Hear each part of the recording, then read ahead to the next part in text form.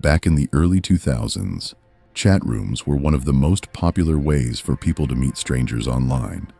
For a lot of teenagers, it felt like a secret escape, a way to connect with people outside of school, outside of their small towns.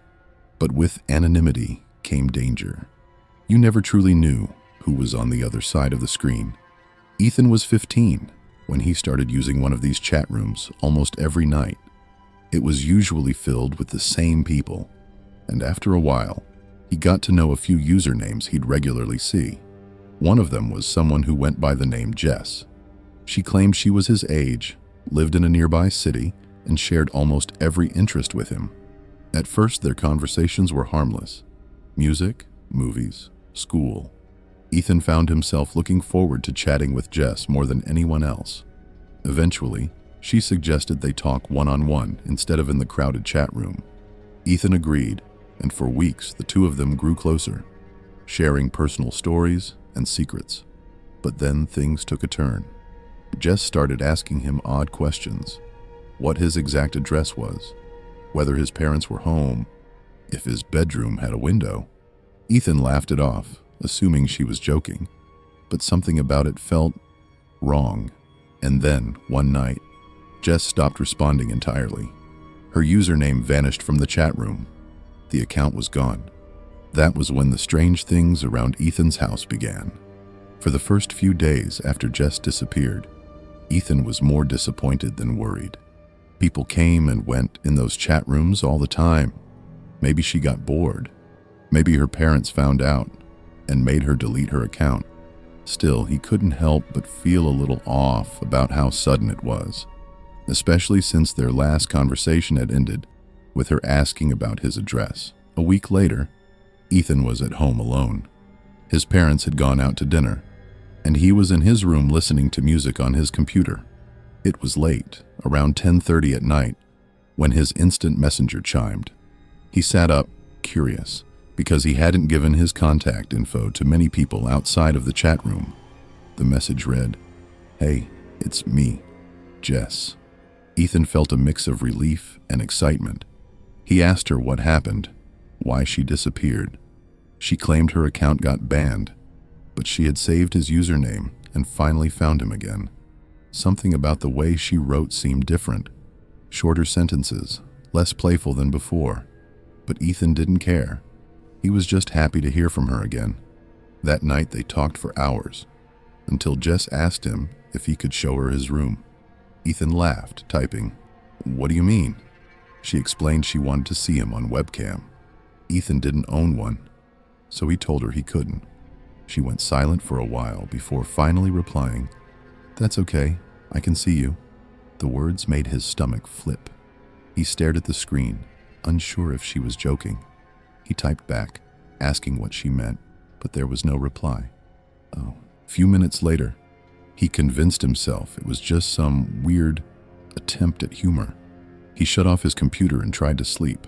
The next night, though, something strange happened. As he was lying in bed, scrolling through his phone, he heard what sounded like gravel crunching in the driveway. He sat up, listening closely. His parents' car wasn't due back for another hour. Slowly, he pulled back his curtains and peered outside. At the edge of the driveway, just past the glow of the streetlight, stood a person, too far away to make out details, but definitely watching the house. Ethan's heart pounded as he ducked down, holding his breath. When he dared to peek again, the figure was gone. He didn't tell his parents. He didn't want to admit he'd been talking to someone online who now might know where he lived. But the following evening, another message popped up on his screen from Jess's account. "You look cute when you're scared." Ethan slammed his laptop shut, his entire body trembling. From that night forward, things escalated quickly. He'd hear footsteps outside his window late at night. Sometimes, when he checked the blinds, he'd catch a glimpse of movement, someone darting away into the darkness. His parents dismissed it as paranoia, but Ethan knew better. Whoever Jess really was, they weren't just behind a computer screen anymore. 2 nights later, Ethan woke to the sound of his phone buzzing. It was well past midnight, and the number flashing across the screen was blocked. Against his better judgment, he answered. A low, distorted voice whispered on the other end. "Why'd you close the blinds tonight?" Ethan froze. His blinds were closed. The only way someone would know that was if they were outside. His heart hammered in his chest as he hung up immediately and ran to his parents' room, waking his dad and explaining what happened. His father, irritated but concerned, grabbed a flashlight and checked the yard. No one was there. Ethan was told to stop spending so much time online, to get some sleep, but he couldn't. He lay awake in bed, staring at the faint glow of his computer monitor, when another message appeared. "Don't worry, I'll come inside tonight." Ethan's throat went dry. He backed away from the screen, shaking as he woke his parents again. This time, they decided to call the police. An officer arrived within 20 minutes, searching the property thoroughly. Again, nothing was found. Trying to reassure them, the officer suggested it was just an online prank. He promised to circle the block a few times that night. Ethan finally tried to get some sleep, curling up under his blanket. But around 3 a.m., he woke suddenly to a faint click from the front of the house. His stomach dropped. It was the sound of the front door unlocking. He held his breath listening. The creak of the door opening. Slow, heavy footsteps on the wooden floor. His parents' room was at the other end of the hall, too far away. Ethan slipped quietly out of bed, grabbed his phone, and ducked into his closet, dialing 911 as he trembled. The footsteps grew louder, deliberate, moving straight toward his room. He clamped his hand over his mouth to silence his breathing. Through the thin crack of the closet door, he saw his bedroom door ease open.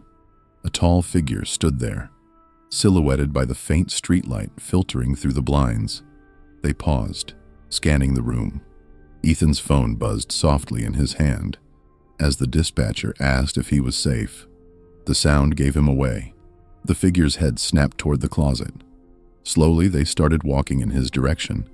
The closet door rattled as the figure's hand gripped the handle. Ethan whispered frantically into his phone, begging the dispatcher to hurry. He could hear the police sirens faintly in the distance, but they weren't close enough yet. The door creaked open just an inch, and Ethan came face to face with the outline of a man. His features were barely visible, but his grin was unmistakable in the dark. And then, footsteps thundered up the stairs. His father, bat in hand, charged into the room, shouting. The figure spun around and bolted for the window, smashing it open and leaping out into the night before anyone could stop him. The police arrived moments later, searching the yard and the neighborhood, but the intruder had vanished. All they found were muddy footprints leading from the woods straight to Ethan's window. When investigators tried to trace Jess's online account, they discovered it was created under a fake name. Routed through multiple locations, impossible to track. Whoever it was had planned this for weeks, maybe months. Ethan never went back into a chat room again. His parents moved soon after, but even in the new house, Ethan swore he sometimes felt eyes on him when he sat at his computer late at night, and every so often, he'd get a new message from a random, untraceable account. "I miss our talks." Online marketplaces are supposed to make life easier. You list something you don't need, someone nearby buys it, and the deal is done. But the truth is, you never know who you're really meeting when you agree to hand something over in person. Emily learned this the hard way when she listed an old desk for sale on a popular online marketplace app. It wasn't anything special, just a bulky piece of furniture she wanted gone before moving apartments. Within an hour of posting it, she got a message from a man named Kyle. He said he lived close by and could pick it up that evening. When Kyle showed up, he was polite enough. Average looking, early 30s, nothing unusual. He paid in cash, carried the desk out with little trouble, and thanked Emily before leaving. She thought nothing more of it. But the next morning, her phone buzzed with another message. It was Kyle again. This time, he wasn't asking about furniture. He was asking about her. Did she live alone? Did she always sell things online? Did she want to hang out sometime? Emily brushed it off with a short reply, but Kyle didn't stop. His messages kept coming, longer, stranger, more personal. And when she finally blocked him, that was when the real nightmare began. At first, Emily told herself it was harmless. Maybe Kyle was just awkward. Maybe he didn't understand boundaries. But when she blocked him on the Marketplace app, he somehow found her personal number the very next day. The first text was simple. "Hey, it's me. Why'd you block me?" Emily froze. She hadn't given him her number. She ignored the message, hoping he would get the hint. Instead, more texts came throughout the day. Compliments about her appearance, questions about what she was doing at that very moment. Even specific comments that made her blood run cold. "That blue sweater looks nice on you." Emily had been wearing a blue sweater that morning while leaving for work, which meant Kyle had seen her. She started double-checking her locks at night, pulling the curtains shut, even asking her neighbor to keep an eye out. But the messages didn't stop. They escalated. "I know you live alone. You shouldn't ignore me. I'll see you soon." Emily reported his account to the app and even went to the police. But without proof he was actually threatening her, they couldn't do much. "Block the number. Avoid contact," they said. Easy advice for someone who wasn't being stalked. A few nights later, Emily was watching TV when she heard something outside. A faint crunch of footsteps on the gravel of her driveway. She muted the television and listened, her heart pounding. Another step, then another. She crept to the window, pulling back the curtain just a hair. At first, she saw nothing but darkness. Then movement. Someone standing just beyond the reach of the porch light. She could only make out the faint outline of a man. Her phone buzzed in her hand. A new message lit up the screen. "Nice place you've got here." Emily's stomach dropped. She staggered backward, dialing 911 with shaking hands. By the time the police arrived, the yard was empty. No footprints, no sign of anyone. She tried convincing herself it was paranoia, but her sense of safety was gone. She started staying at her sister's place a few nights a week, never telling Kyle where she went. But every time she came back home, she'd find subtle signs that someone had been there. The side gate left open, a cigarette butt in the driveway. Once, a sticky note on her door that simply read, "Call me."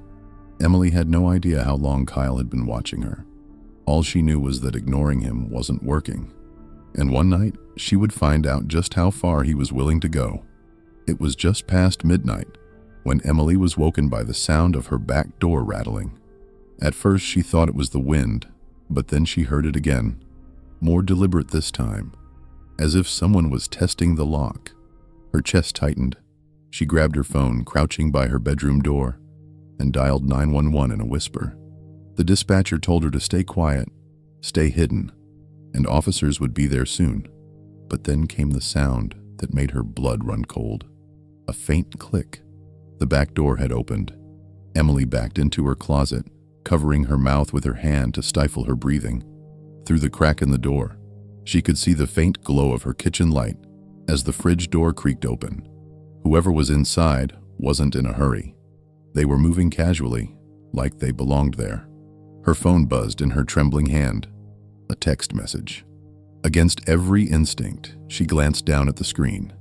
"I told you I'd see you soon." Tears welled in her eyes as she muffled a sob. She could hear him now, his footsteps moving from the kitchen toward the hallway. The floorboards groaned under his weight, each step deliberate. Closer and closer. Emily whispered frantically to the dispatcher that he was inside, that he was coming toward her room. She heard the dispatcher's calm voice promise that police were seconds away, but it didn't feel soon enough. The footsteps stopped outside her bedroom. Then came the slow, agonizing turn of her doorknob. It twisted once, twice, then the door creaked open. Through the thin closet crack, Emily saw a figure step inside. Tall, broad shoulders. A shadow she recognized instantly. It was Kyle. He stood there in the middle of her room, scanning silently, as though he knew exactly where she was hiding. His head tilted slightly, and for a horrifying moment, His eyes seemed to lock on the closet. Emily held her breath until her lungs burned, clutching her phone with both hands, praying the sirens would come soon. Then, from outside, the wail of police sirens cut through the night. Blue and red lights flickered through the blinds. Kyle stiffened, his expression twisted into a cold smile before he turned and bolted, his footsteps pounding back down the hall. Emily heard the back door slam, then the voices of officers shouting commands as they stormed into the house. When they finally pulled her from the closet, Emily collapsed in their arms, shaking uncontrollably. Kyle had escaped, but not before proving he could get inside her home whenever he wanted. The police stayed with Emily for hours that night, combing through her home and yard for evidence. They found smudged fingerprints on the back door and a muddy boot print near her bedroom. But Kyle himself was gone. Emily moved out within a week, too shaken to ever feel safe in that house again. For a while, she stayed with family, never listing anything online, never giving out her information to anyone. But Kyle wasn't finished. A month later, at her new apartment, she got a package delivered. No return address. Inside was one of the sticky notes she had found on her old front door. 3 words scrawled in the same handwriting.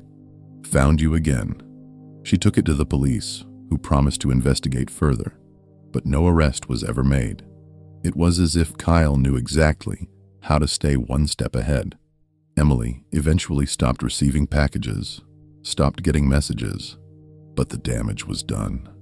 To this day, she keeps multiple locks on her doors, avoids online marketplaces altogether, and checks her windows every night before bed, because she knows that somewhere out there, Kyle is still watching, and if he found her once, he could find her again. Webcams were meant to make people feel more connected, face-to-face conversations with friends, family, or strangers online.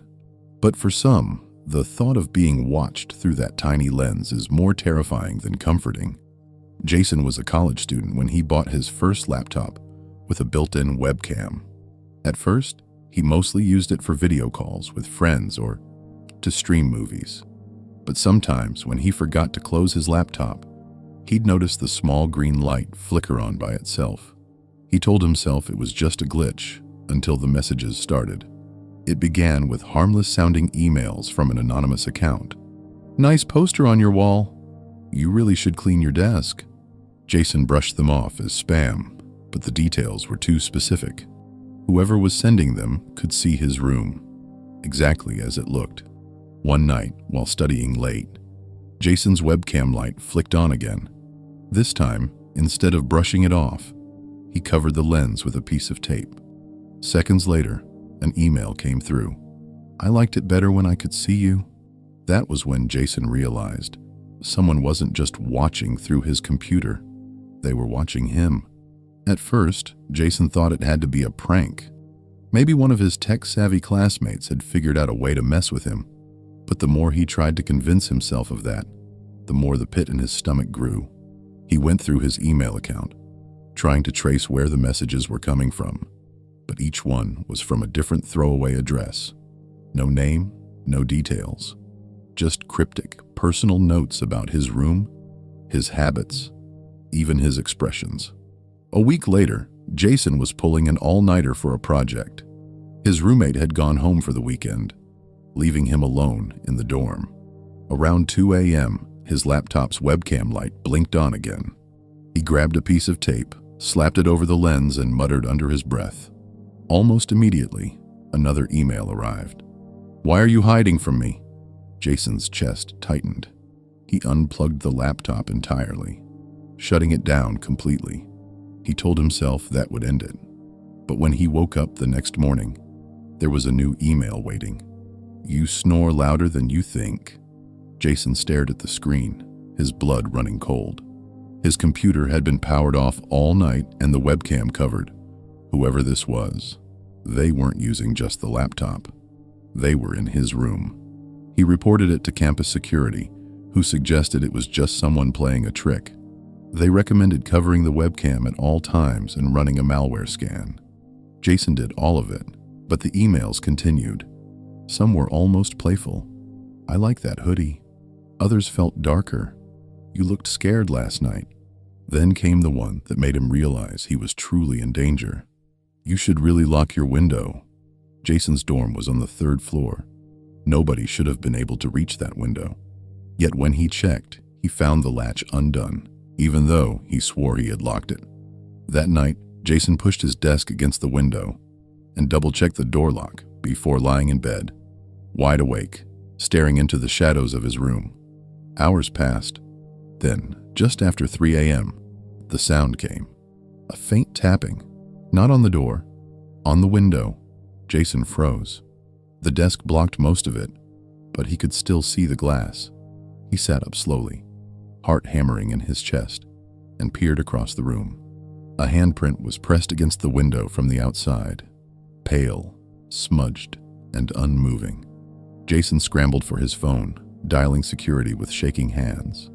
By the time they arrived, the window was closed, the glass clean, and no one was outside.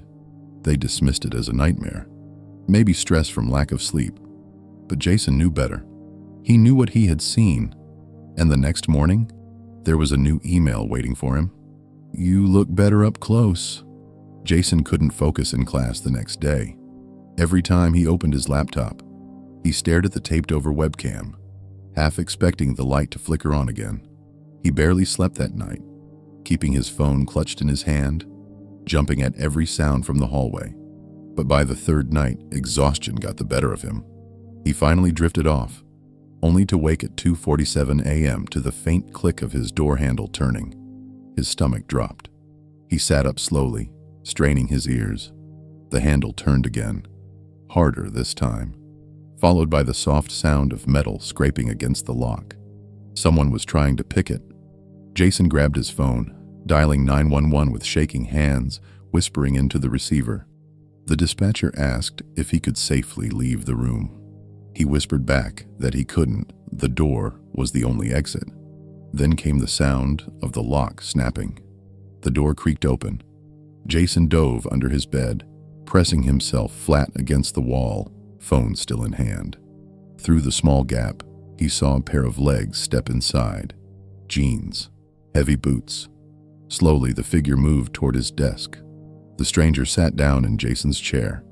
For a long, tense minute, he didn't move at all, just stared at the laptop. Then, with deliberate care, he peeled the tape off the webcam and leaned forward, his face too shadowed to make out clearly. Jason realized with horror what was happening. Whoever this was had been the one behind the messages all along, and now they were recording directly from his laptop. In his dorm room, the figure chuckled softly, the sound chilling in the silence. Then, almost as if sensing Jason's hiding place, he turned his head toward the bed. Jason clamped his hand over his mouth, fighting to stay quiet, as tears welled in his eyes. The boots creaked against the floor as the intruder rose from the chair and walked slowly toward him. Suddenly, flashing blue lights cut across the walls of the room. Police shouted from the hallway. The intruder froze, then bolted back through the door, vanishing down the corridor before Jason could even crawl out. The officers burst inside seconds later, finding Jason pale and trembling under the bed. But the man was gone, leaving behind only Jason's laptop, its webcam still on, recording nothing but the empty room. The police stayed with Jason until sunrise, taking his statement and searching the dorm. But whoever had broken in was gone, leaving no fingerprints, no signs of forced entry, nothing. When they examined his laptop, they found the camera software had been hacked. Someone had installed a remote access program that allowed them to not only control the webcam, but also the microphone. Every private call, every conversation, every night Jason thought he was alone. He hadn't been. Jason dropped out of the dorm the next week, moving back home with his family. He bought a new laptop, this time keeping the webcam permanently covered. But the paranoia never left. Every creak of the house at night made him wonder if someone was inside.